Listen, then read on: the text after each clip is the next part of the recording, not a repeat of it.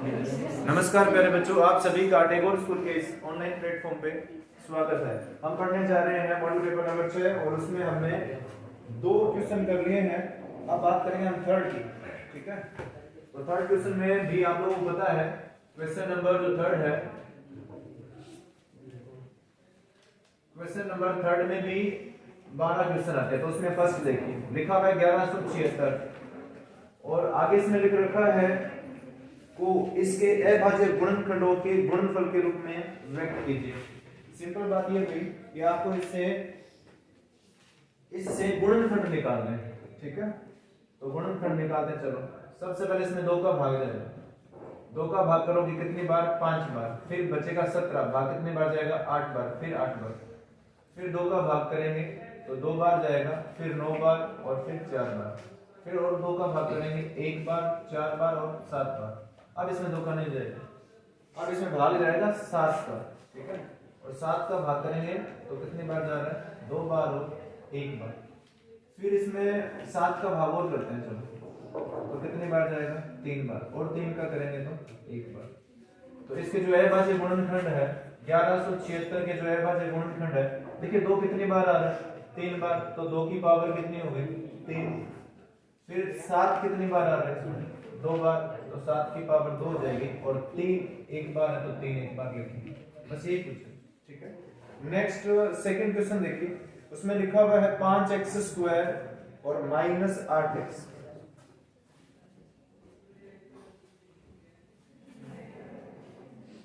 ध्यान से देखो,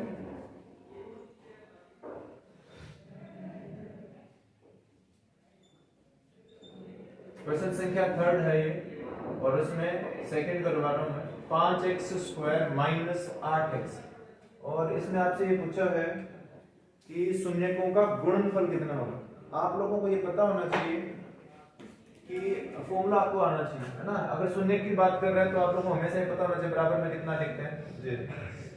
अगर मैं लिखूंगा x² - alpha + beta × x + alpha × beta और बराबर 0, तो ये जो समीकरण है, इस समीकरण में ये है शून्यकों का गुणनफल। अगर इस द्विघात समीकरण का एक शून्यक अल्फा है और दूसरा बीटा है, तो इन दोनों का जो गुणनफल है ये है। अगर आपसे ये पूछता कि इसका योगफल कितना है तो आपको फिर ये देखना है, लेकिन गुणनफल पूछा है तो ये है। अब ध्यान से देखो, और पहली बात तो ये इन दोनों का अगर हम कंपैरिजन करते हैं, तुलना अगर करेंगे तो यहाँ देखिए x² का गुणांक कितना है? 1। तो इसमें भी कितना होना चाहिए? 1 होना चाहिए। तो मैं इसमें 5 का भाग कर देता हूँ। इसमें 5 का भाग करेंगे 5 कटेगा, यहाँ 5 का भाग करेंगे तो 8/5x और सामने कितना आएगा? 0 ही आएगा। अगर आप इन दोनों की अगर तुलना करते हो तो मुझे ये बताओ, ये गुणनफल जो है वो देखिए x प्लस उसके बाद में है, मतलब x के बाद में लिखा हुआ है। तो यहाँ x के बाद में कोई है क्या? नहीं है। तो फिर इसका गुणनफल कितना होगा? 0। एक बार फिर अगर मैं लिख भी देता हूँ, यहाँ प्लस लिखा मैंने और फिर 0 लिखा, 0 जोड़ने से कोई फर्क नहीं पड़ता।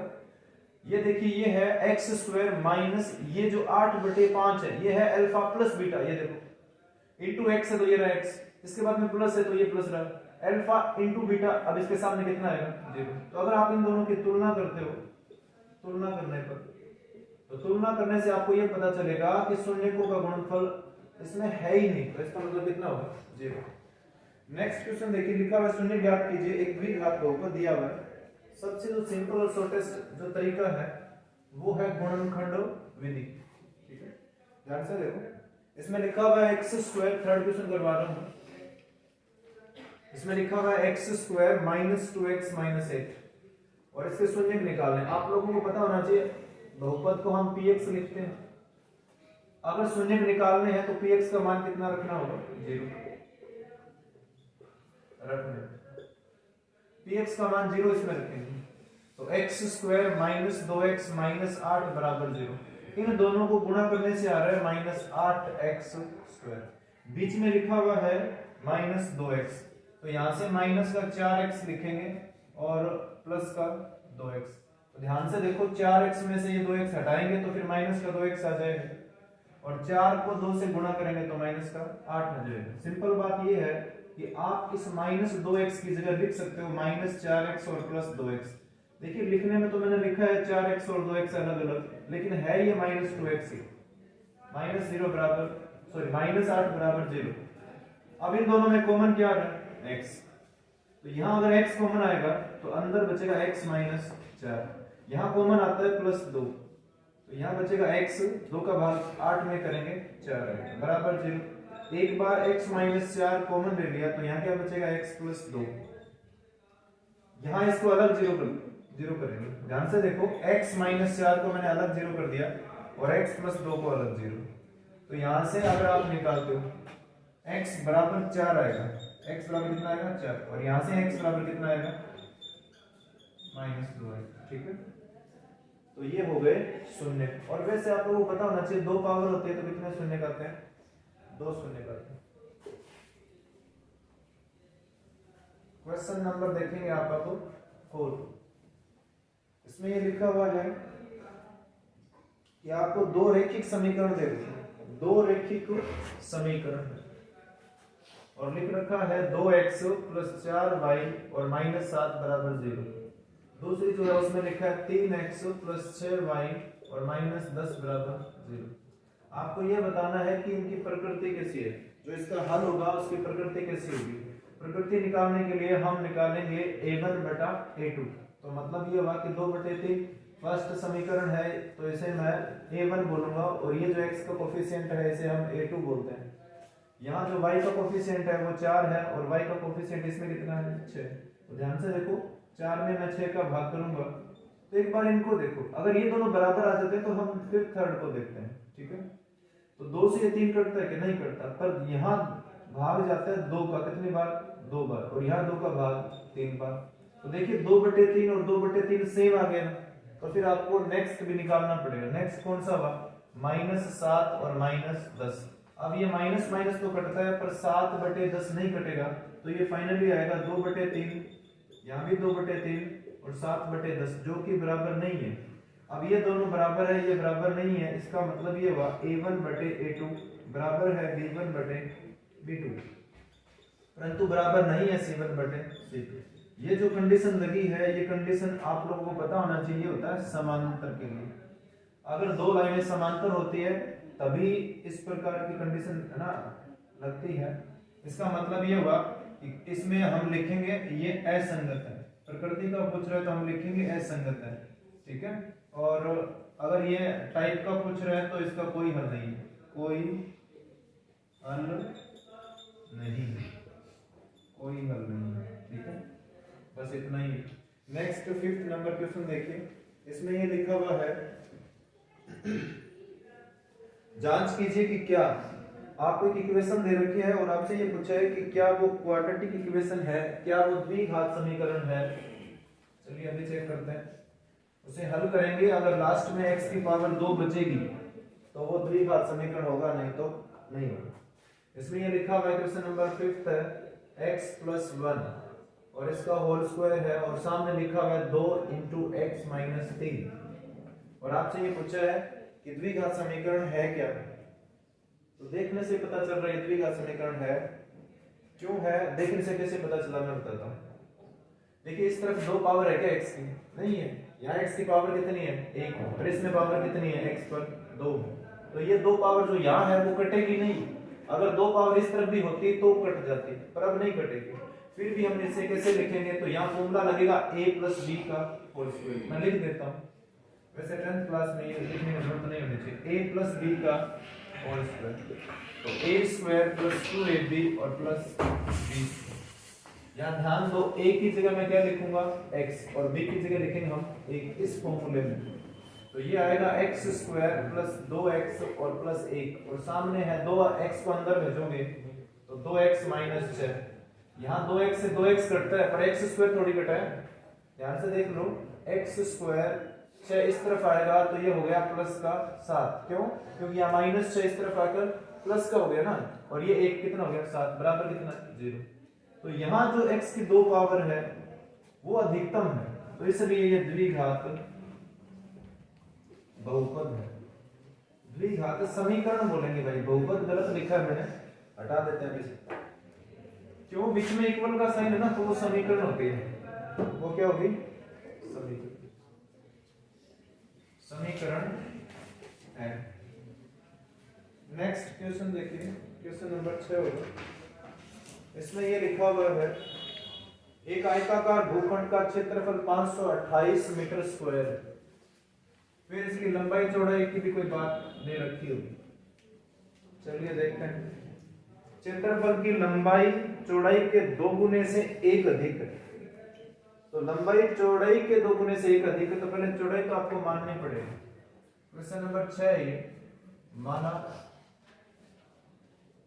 आयत की चौड़ाई, तो चौड़ाई को मान लिया x, तो फिर लंबाई का इसमें दे रखा है, तो आयत की लंबाई, तो लंबाई के बारे में इसमें लिख रखा है, वो है क्या देख लेते हैं एक बार। लंबाई चौड़ाई के 2 गुने से, जो लंबाई है मैं यहां लिख देता हूं प्रश्नानुसार, जो लंबाई है वो चौड़ाई के 2 गुने से 1 अधिक है। पहले 2 से गुणा करना है, फिर 1 अधिक करना है। तो लंबाई, यहां मैं लंबाई लिख देता हूं लंबाई को, लेकिन चौड़ाई को मैंने क्या माना है x, और उसे 2 से गुणा करना है तो 2 से गुणा कर दिया, और 1 अधिक करना है तो 1 अधिक कर दिया। अब आपके पास चौड़ाई भी है और लंबाई भी है और क्षेत्रफल दे रखा है, तो यहाँ आपको एक द्विघात समीकरण का निर्धारण करना है। इसका मतलब ये हुआ केवल आपको द्विघात समीकरण बना के छोड़ना है, उसे हल नहीं करना है। तो इसमें लिखा हुआ है आयत का क्षेत्रफल, आयत का क्षेत्रफल, और वो दे रखा है 528 मीटर स्क्वायर। ठीक है, अब आयत का क्षेत्रफल का फॉर्मूला होता है लंबाई गुणा चौड़ाई, और 528। ठीक है, अब ध्यान से देखो, लंबाई है हमारे पास, वो कितनी है 2x + 1, और चौड़ाई कितनी है x है, और सामने 528। x को अंदर गुणा करेंगे तो ये आएगा 2x², x को 1 से गुणा करेंगे तो आएगा x, और 528 इस तरफ आएगा तो 528 माइनस का हो गया बराबर 0। आपसे केवल ये बोला है कि द्विघात समीकरण बना दो, तो वो आ गई है। ठीक है, नेक्स्ट क्वेश्चन नंबर 7 देखो, लिखा हुआ यदि कोई बिंदु वृत्त के अंदर स्थित है, एक बिंदु है जो वृत्त के अंदर है, एक बिंदु है जो वृत्त के अंदर है, फिर आगे देखो, तो इस बिंदु से होकर जाने वाली वृत्त की कितनी स्पर्श रेखाएं होती है? कोई भी स्पर्श रेखा नहीं होगी, क्योंकि अगर बिंदु अंदर है, ये बिंदु देख लो अंदर है, अगर मैं यहाँ इससे निकलने वाली कोई भी रेखा बनाता हूँ, इससे निकलने वाली कोई भी रेखा बना दो, वो रेखा छेदन रेखा होगी, वो किसी भी प्रकार की स्पर्श रेखा नहीं होगी। तो इसका आंसर होगा 0, कोई भी स्पर्श रेखा नहीं होगी। फिर नेक्स्ट जो क्वेश्चन लिखा हुआ है उसमें लिख रखा है, ये था 7th नंबर का क्वेश्चन, और इसके बाद में 8th नंबर पे देखिए क्या दिया हुआ है। लिख रखा है 2 बिंदु दिए हुए हैं इसमें 2,3, और जो नेक्स्ट पॉइंट है वो है 4,1। इन 2 बिंदुओं को मिलाने से एक रेखा बनती है, और उस रेखा का मध्य बिंदु निकालना है। बहुत ज्यादा सिंपल है, x, y मान लेते हैं इसे मिड पॉइंट को, इसे a माना और इसे b, और इसे भी कुछ मान लो c बिंदु में जो x कोऑर्डिनेट है मध्य बिंदु है ये, और मध्य बिंदु का जो फॉर्मूला होता है वो x और x को जोड़ते हैं, x और x को जोड़कर 2 का भाग करते हैं। तो यहां से वैल्यू अगर निकालते हैं, x1 का मान कितना है 2, और x2 का मान कितना है 4, उसमें 2 का भाग करेंगे, कितना आएगा 3, क्योंकि 4 और 2 कितना हो गया 6, और उसका आधा कितना होता है 3। यहां से y निकालेंगे तो बस यही फॉर्मूला है सेम, यहां y और y लिखना है आपको, तो 3 और 1 जोड़ेंगे इस बार, 3 + 1 और बटे में 2, तो ये कितना आएगा 2। तो ये जो c पॉइंट है उसके कोऑर्डिनेट कितने आ गए 3,2, और बस यही मध्य बिंदु है। ठीक है, नेक्स्ट क्वेश्चन देखिए। नेक्स्ट में लिख रखा है ट्रिग्नोमेट्री का है ये। नेक्स्ट क्वेश्चन को हम वैल्यू रखकर भी कर सकते हैं, और इसे हम बिना वैल्यू रख के भी कर सकते हैं, लेकिन इसमें देखिए ये स्टैंडर्ड एंगल्स दिए हुए हैं आपको, तो फिर हम वैल्यू रखेंगे। अगर आप बस आप पे डिपेंड करता है, अगर आपको वैल्यू याद है तो वैल्यू रख कर करना है, अगर वैल्यू याद नहीं है, वैसे याद होनी चाहिए, अगर याद नहीं है तो फिर दूसरा तरीका भी। तो इसमें ये लिख रखा है क्वेश्चन नंबर 9 है, ये थर्ड क्वेश्चन वही चल रहा है, थर्ड क्वेश्चन नंबर 9 है, लिखा हुआ है साइन 60 और इसके साथ में लिखा हुआ है कोस 30 प्लस लिखा हुआ है साइन 30 और फिर लिख रखा है कोस 60। तो ये सभी स्टैंडर्ड एंगल्स है, तो इनके वैल्यू आपको याद होने चाहिए। साइन 60 का जो मान होता है वो होता है √3/2, साथ में इनटू में कोस 30 डिग्री है, तो कोस 30 का मान भी यही होता है √3/2। साइन 30 का जो मान होता है वो होता है 1/2 और कोस 60 का मान भी यही होता है 1/2। √3 को √3 से गुणा करने पे 3 आएगा और 2 को 2 से गुणा करने पर 4, 1 को 1 से गुणा करेंगे 1 और 2 दूना 4, तो लघुत्तम कितना आ रहा है 4, तो 3 और 1 को जोड़ेंगे तो कितना आएगा 4/4, तो फाइनली आंसर कितना आएगा 1। अब जो दूसरा तरीका है वो मैं बिना लिखे बता देता हूँ, आप लोगों को ये पता होना चाहिए जो कोस 30 डिग्री होता है वो साइन में कितना होता है 60। तो एक बार चलो देखो मैं लिखता हूँ, साइन 60 लिखा मैंने यहाँ पे, और ये जो कोस 30 है ना वो भी क्या होता है साइन 60 ही होता है। यहां मैं साइन 30 को चेंज करूंगा तो साइन 30 है ना वो कोस 60 होता है, कोस 60, और आगे तो कोस 60 है ही, आगे तो है ना कोस 60, साइन 30 की जगह मैंने क्या लिखा कोस 60। ये साइन और साइन दोनों सेम है तो ये साइन स्क्वायर हो गया 60, और ये देखो कोस और कोस, कोस स्क्वायर 60। मैं चुप हो जाता हूं, आप लोग बोलो। Sine square theta plus cos square theta, अगर एंगल सेम होता है, ध्यान से देखो, अगर ये एंगल सेम है तो ये आपकी फर्स्ट इनइक्वालिटी है, इसका मतलब पहली समस्या इसका मान कितना होता है 1 होता है ना, ये सेकंड तरीका है। लेकिन आप लोगों को एंगल याद है तो फिर इसी प्रकार करना, और एंगल याद होना चाहिए, पहले चुप हो जाना चाहिए था आपको। क्वेश्चन नंबर 10 देखिए, इसमें क्या लिख रखा है, आपके टेस्ट में नंबर बोलने वाले आए नहीं है। सेक 4a बराबर है कोसेक a - 20। तो ये क्वेश्चन भी अक्सर आता है एग्जाम में, एक बार तो ये आता ही है ना, एक पेपर में एक बार आ रहा है। तो यहाँ अगर सेक है तो यहाँ भी सेक होना चाहिए, दूसरा ये कि अगर यहाँ कोसेक है तो ये भी कोसेक होना चाहिए। आप लोगों को मैं पहले बता देता हूँ, जिसमें यहाँ 2 पद दिए होते हैं ना, इसको चेंज कर सकते हैं पर करना नहीं चाहिए, क्योंकि कई बच्चे गलत कर देते हैं इसमें। तो चेंज जो एक, देखिए इसमें एक ही कोण है तो चेंज इसे करना है हमेशा। तो यहाँ साइड में मैं एक फॉर्मूला लिखता हूँ, आप लोगों को ये पता होना चाहिए, सेक थीटा बराबर एक फॉर्मूला होता है, वो होता है कोसेक 90 - थीटा। सेक थीटा का फॉर्मूला होता है कोसेक 90 - थीटा। तो सेक थीटा को मैं हटाऊंगा यहाँ से, तो मैंने लिखा कोसेक, अब आगे देखिए ब्रैकेट में क्या लिखा हुआ है 90 - थीटा, लेकिन यहाँ थीटा कितना है 4a, और सामने लिखा हुआ है कोसेक a - 20।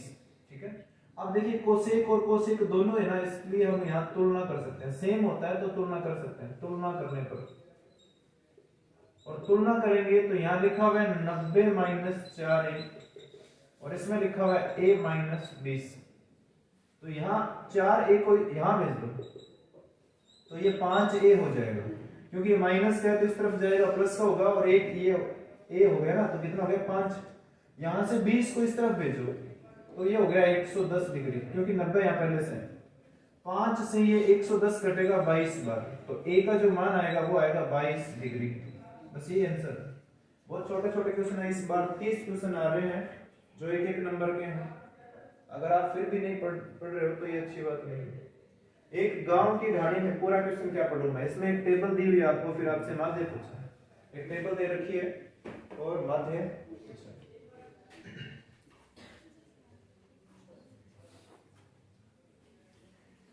ध्यान से देखो, नेक्स्ट क्वेश्चन है नंबर 12, तीसरे का ये 12वां क्वेश्चन चल रहा है, और इसमें ये लिखा हुआ है, सॉरी 11वां है क्या, चलो 11वां है।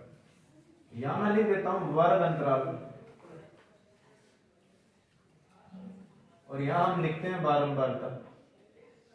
तो इसमें लिखा हुआ है 25 से 35, मतलब 10 का डिफरेंस है, तो इसी प्रकार आगे लिख देते हैं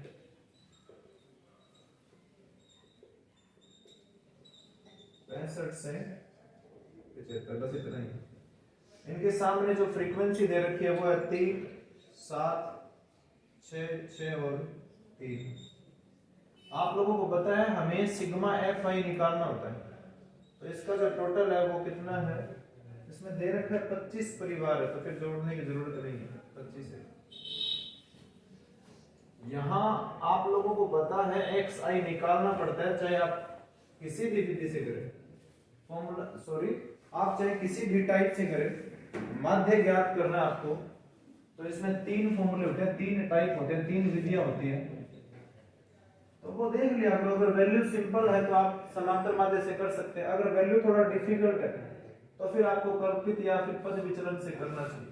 यहाँ कितना हो रहा है, ये 60 हो गया क्या, तो 60 का आधा कितना होता है 30, यहाँ 10 का डिफरेंस है तो 10 इसमें जोड़ते जाओ, तो यहाँ 40 आएगा, फिर यहाँ कितना आएगा 50, 60 और फिर 70। ध्यान से देख लो, अगर आप डायरेक्ट करना चाहो तो कर सकते हो।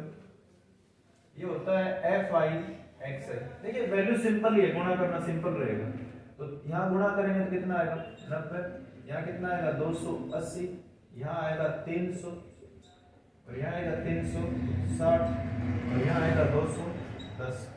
अब इनका टोटल भी करना होता है। एक बार मैं फॉर्मूला लिख लेता हूँ, आप लोगों को ये पता होना चाहिए माध्य का जो फॉर्मूला है, यहाँ मैं अगर प्रत्यक्ष विधि यूज कर रहा हूँ तो सिग्मा एफ आई एक्स आई और बटे में सिग्मा एफ आई।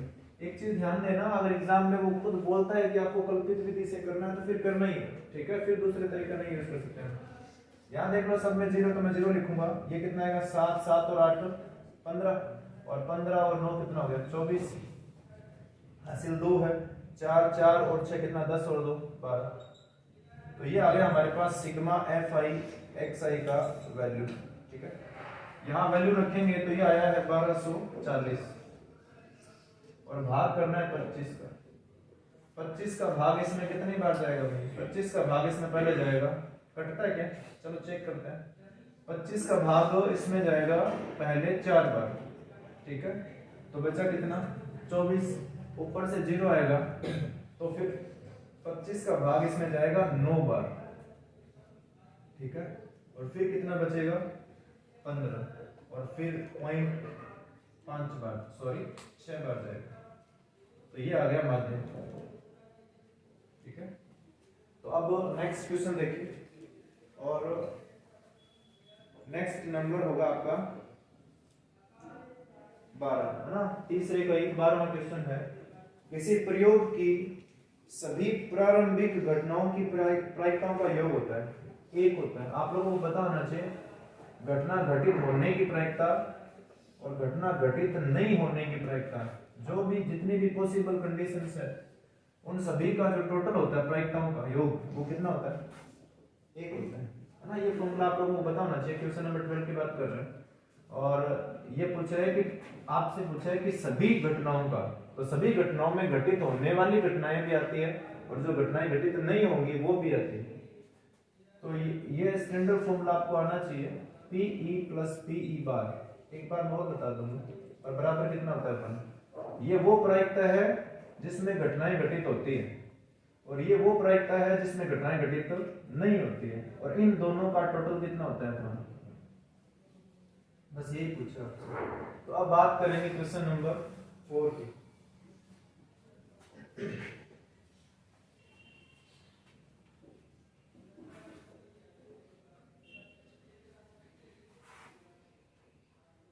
लिख रखा है सिद्ध कीजिए कि प्रत्येक 3 क्रमागत धनात्मक पूर्णांकों में से, एक बार वापस देखते हैं, सिद्ध कीजिए कि प्रत्येक 3 क्रमागत धनात्मक पूर्णांकों में से एक 3 से विभाज्य है। एक बात समझिए, हम यहाँ 3 क्रमागत अगर संख्याएं लेते हैं तो इसने धनात्मक पूर्णांक बोला है, सम विषम कुछ नहीं बोला है, ध्यान से देख लेना, और इनका गुणनफल नहीं बोला है, शायद अलग अलग चेक करना है। इसमें ये लिख रखा है सिद्ध कीजिए कि प्रत्येक 3 क्रमागत धनात्मक पूर्णांकों में से एक 3 से विभाज्य है। इन 3 संख्याएं जो हम लेंगे उनमें से एक संख्या 3 से विभाज्य होगी, तो यहाँ 3 संख्या क्रमागत ले लेंगे। लेकिन आप लोगों को मैं थोड़ा सा इससे थोड़ा हटके बताता हूँ। अगर बात ये सम की करता या विषम की करता तो संख्या किस तरीके से मानते हैं हम? आप लोगों को पता होना चाहिए 2q अगर मैं लिखता हूं तो ये 2q संख्या वो संख्या है जिसमें q का आप मान कुछ भी रख दो, ये हमेशा क्या होती है? सम होती है। चेक कर लेते हैं। q अगर धनात्मक पूर्णांक है तो इसका मतलब हम 1 लिख सकते हैं, इसका मतलब हम 2 लिख सकते हैं, फिर यहाँ 3 धनात्मक संख्या कुछ भी रख सकते हैं, वो भी पूर्णांक होनी चाहिए, पॉइंट वाली नहीं। तो इसका आंसर 2 आता है, इसका आंसर 4 आता है, इसका आंसर 6 आता है। तो यहाँ आप इनमें चेक करो कि ये संख्याएं सम है ना, ये सभी संख्याएं देखो सम है, और अगर इसमें मैं एक जोड़ देता हूं तो फिर ये क्या बन जाएगा? विषम। तो सम संख्या जब भी आपको लिखनी हो वो 2q होती है। अगर आपको केवल सम लिखनी है तो वो 2q होती है। अगर आपको संख्या, ध्यान से सुन लेना, अगर आपको संख्या विषम चाहिए, केवल विषम चाहिए, तो वो होती है 2q प्लस 1, है ना? अब ध्यान से सुनो, लेकिन आपको ना तो सम और ना विषम, केवल डायरेक्ट आपको सीधी संख्या माननी है, वो पूर्णांक संख्या होनी चाहिए। तो उसका जो तरीका होता है वो होता है 3q। अब ये संख्या सम भी है और विषम भी है, कैसे? चलो चेक करते हैं। यहां मैं 3 के गुणा में अगर 1 लिखता हूं, भाई q क्या? पहले ये देखो, q का जो मान है ना वो पूर्णांक है, वो भी कौन से पूर्णांक है? धनात्मक पूर्णांक है। अगर q धनात्मक पूर्णांक है, इसका मतलब ये हुआ कि आप यहाँ 1 से लेकर के आगे वाली सभी संख्याएं रख सकते हो, वो भी पूर्णांक, पूरी संख्या। तो इसका मान कितना आएगा? 3। इसके बाद में अगर मैं यहाँ 2 लिखूंगा तो कितना आएगा? 6। तो ये 3 क्या है? विषम, और ये 6 क्या है? सम। आगे ना, तो 3q के अंदर सब कुछ है। 3q वो संख्या है जिसमें सम और विषम सभी संख्याएं हैं। तो आपको यहाँ कौन सी संख्या माननी है? इसने सम का भी नहीं बोला है, विषम का भी नहीं बोला है, इसने केवल ये बोला है कि आपको एक संख्या लेनी है जो धनात्मक होनी चाहिए, ठीक है, पूर्णांक होनी चाहिए। तो ये क्वेश्चन नंबर 4 है, मैं यहां मान लेता हूं, माना। और ये तो आपको पता ही, अगर सीक्वेंस क्रमागत बोला इसने 3 संख्या लेनी है, तो अगर एक संख्या मान लेंगे उसमें एक जोड़ने पे आगे वाली आ जाएगी, फिर एक और जोड़ेंगे तो फिर और आगे वाली आ जाएगी, 3 क्रमागत संख्या आ जाएगी। तो पहले एक मान लेते हैं। माना प्रथम धनात्मक पूर्णांक, प्रथम धनात्मक पूर्णांक, और उसको मैंने मान लिया, ध्यान से देख लो, उसको मैंने मान लिया 3q। और यहां आपको लिखना पड़ेगा, लिख दो, जहां q क्या है? पूर्णांक। q क्या है? पूर्णांक। अब ध्यान से देखो, तो अगर पहली आपने मानी है तो आगे वाली मानने की जरूरत नहीं है, तो लिखेंगे। तो दूसरी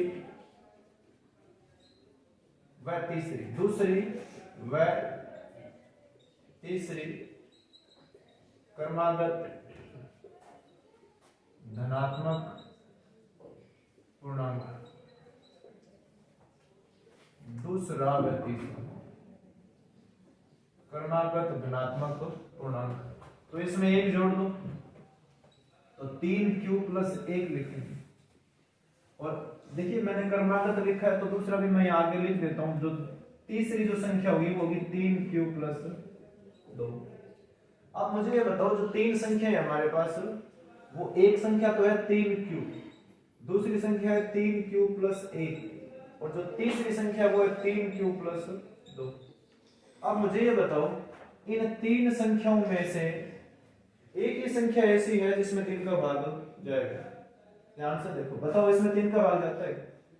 चलो मैं रफ में चेक करके बताता हूँ। 3q लिखा है, इसमें 3 का भाग, वैसे सोचने वाली बात नहीं थी, 3 से 3 कट गया तो भाग चला गया। अब मुझे ये बताओ, 3q प्लस 1, इसमें 3 का भाग जाता है क्या? नहीं जाता है। क्यों नहीं जाता है? अलग अलग भाग करते हैं। 3q में मैं 3 का भाग अलग करूंगा और 1 में 3 का भाग अलग। तो इसमें तो 3 कटा है, पर उसमें 3 कटता नहीं है। 1/3 ये पूर्णांक संख्या नहीं है, पूरा पूरा भाग नहीं गया है, तो इसमें 3 का भाग नहीं जाएगा। 3 का भाग 3q में जाता है पर 2 में नहीं जाता है। तो यहां मैं ये लिख सकता हूं कि ये पहली जो संख्या है ना, इसमें पहले तो ये बताओ 3 क्रमागत है ना, ये 3 संख्या क्रमागत है। कैसे पता चला? पहली संख्या में अगर एक जोड़ दें तो आगे वाली संख्या आती है। जैसे 10 एक संख्या है, उसमें एक जोड़ने से 11 क्रमागत ही तो है, और उसमें एक और जोड़ने से 12 आता है, वो भी क्रमागत है। तो यहां मैं लिख सकता हूं कि 3q, या मैं पहले वो 2 लिख देता हूं जिनमें भाग नहीं जाता है। 3q मैं लिखता हूं यहां 3q प्लस 1 और 3q प्लस 2 दोनों 3 से उसे नहीं है 3 से विभाज्य नहीं है, जबकि 3q 3 से विभाज्य है। अब ध्यान से देख लेना, 3 संख्याएं थी क्रमागत, उनमें ये प्रूव करना था कि 3 का भाग इन 3 संख्याओं में से एक में जाता है, तो इन दो में नहीं जा रहा है और यहाँ एक संख्या में भाग जा रहा है, 3 के में भाग 3 का जाता है। तो अब मैं लिखूंगा आता है 3 क्रमागत धनात्मक पूर्णांक संख्याओं में कोई एक संख्या में 3 का भाग जाता है या जाएगा या होगा। ठीक है, बस यही था, यही प्रूव करना था। ठीक है, नेक्स्ट क्वेश्चन देखिए।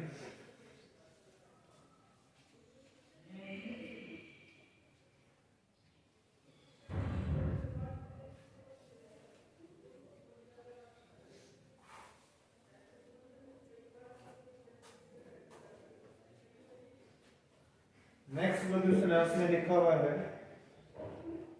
आपको दो बहुपद दिए हुए इसमें भाग करना सीख लेना। पेपर जो था आपका उसमें भाग लगभग बच्चों का गलत है, तो बहुत सिंपल होता है भाग करना। इसमें ये लिखा हुआ है क्वेश्चन नंबर 5 है ये, इसमें लिख रखा है 2x की पावर 4 प्लस 3x की पावर 3 माइनस 2x की पावर 2 है और माइनस 9x और माइनस 12, और इसमें भाग करना है और करना है x स्क्वायर माइनस 3 का। ठीक है, एक बार फिर चेक कर लेते हैं। 2x की पावर 4 है, फिर 3x की पावर 3 है, minus 2x square minus 9x और माइनस 12, और भाग करना है x स्क्वायर माइनस 3 का। ध्यान से देखो, इसमें सबसे पहले ये जरूरी होता है कि ये जो चर की घातें हैं वो कौन से क्रम में होने चाहिए, अवरोही क्रम में होने चाहिए। सिंपल बात ये हुई, सबसे बड़ी घात पहले, फिर छोटी, फिर और छोटी, फिर छोटी, फिर उससे छोटी। इसी प्रकार ये जो भाजक है इसमें भी इसी प्रकार होना चाहिए। ध्यान से देख लेना, यहां पहले पद को देखते हैं तो यहां भी पहले ही पद को देखना। सबसे पहले ये देखो, इसमें 2 है पर 2 इसमें नहीं है, तो जो नहीं होता है उसको हम यहां लिखते हैं। उसके बाद में यहाँ x की पावर 4 है, तो हमारे पास कितनी है 2, तो 2 पावर कम है, तो जितनी कम है उतनी यहाँ लिखते हैं। अब ध्यान से देख लेना ये चीज, बहुत सारे बच्चों को गलत था पेपर में। 2x स्क्वायर को मैं यहाँ गुणा करूंगा तो केवल x स्क्वायर से नहीं करते हैं, यहाँ सभी संख्याओं से गुणा करते हैं। तो 2x स्क्वायर को अगर मैं यहाँ गुणा करूंगा तो वो आएगा 2x की पावर 4, क्योंकि x square into x square कितना होता है, x की पावर 4 होता है। 2x स्क्वायर को 3 से भी गुणा करना है तो वो आएगा 6x स्क्वायर, लेकिन लिखना यहाँ है 6x स्क्वायर। यहाँ क्यों लिखना है वो ध्यान से देखो, इसमें 2 पावर है तो इसमें भी कितनी पावर है 2, तब इनको बोलते हैं हम समघातीय। ठीक है, समान घात वाले। यहाँ ध्यान से देख लेना, ये प्लस का है और ये माइनस का, तो प्लस माइनस कितना आएगा माइनस। अब एग्जाम में मैंने जो क्वेश्चन दिया था ना उसमें एक घात ऐसी आ रही थी जो ऊपर नहीं थी, तो उसको आपको यहाँ लिखना था। अब यहाँ आगे लिखते हैं तो एक बात बता देता हूँ, चिन्ह सभी के बदलते हैं, ये जरूरी नहीं है कि चिन्ह इसका बदलेगा, यहाँ साइड में लिखा उसका चिन्ह नहीं बदलेगा, चिन्ह सभी का बदलता है। तो यहाँ अब चिन्ह चेंज करेंगे तो ये होगा प्लस, सॉरी ये प्लस तो पहले से ही है, यहाँ क्या लिखेंगे माइनस, और यहाँ क्या लिखेंगे प्लस। ये दोनों सेम है पर इनके साइन अलग अलग है तो कटेंगे। यहाँ बचेगा 3x की पावर 3, यहाँ बचेगा 6 प्लस का 2 माइनस का, तो प्लस का कितना बचेगा 4x स्क्वायर, और ये पूरा का पूरा कहाँ आएगा नीचे, माइनस 9x और माइनस 12। सेम ही प्रोसेस है। अगर आपको एक स्टेप आता है तो फिर बाकी स्टेप भी उसी प्रकार है। तो नेक्स्ट जो स्टेप है उसमें भी आपको ये फर्स्ट जो पद है वही देखना है। यहाँ 3 है, वो 3 हमारे पास नहीं है, तो यहाँ 3 आपको लिखना पड़ेगा। x की पावर 3 है हमारे पास, 2 पावर है तो 1 पावर कम पड़ रही ना। 3x को यहाँ गुना करेंगे तो वो आएगा 3x की पावर 3। फिर 3x को मैं 3 से गुना करूंगा तो वो आएगा माइनस का 9x। चिन्ह है ना बदलेंगे तो यहाँ माइनस और यहाँ प्लस आएगा। ये प्लस माइनस के कैंसिल हो गए, ये भी देखिए प्लस माइनस का तो क्या हो गया कैंसिल। यहाँ बचेगा 4x स्क्वायर और माइनस 12। तो यहाँ देखिए 4 पर 4 हमारे पास नहीं है तो यहाँ 4 लिखेंगे। फिर x स्क्वायर है इसमें तो x स्क्वायर हमारे पास है तो बस इतना ही लिखना है। 4 को यहाँ गुणा करोगे तो 4x स्क्वायर आएगा, 4 को यहाँ गुणा करोगे तो माइनस का 12 आएगा। चिन्ह बदलोगे तो माइनस और प्लस आएगा। ये विपरीत चिन्ह के, ये भी विपरीत के, तो शेषफल पूछा आपसे कितना है 0। टीचर के मेहनत करवाने के बाद में आप लोग नहीं पढ़ते, ये ठीक बात नहीं है। शेषफल कितना आएगा 0। तो नेक्स्ट बातें हम करेंगे नेक्स्ट लेक्चर में, और तब तक के लिए आप लोग देखते रहिए RNTA स्कूल सरदार सर। धन्यवाद।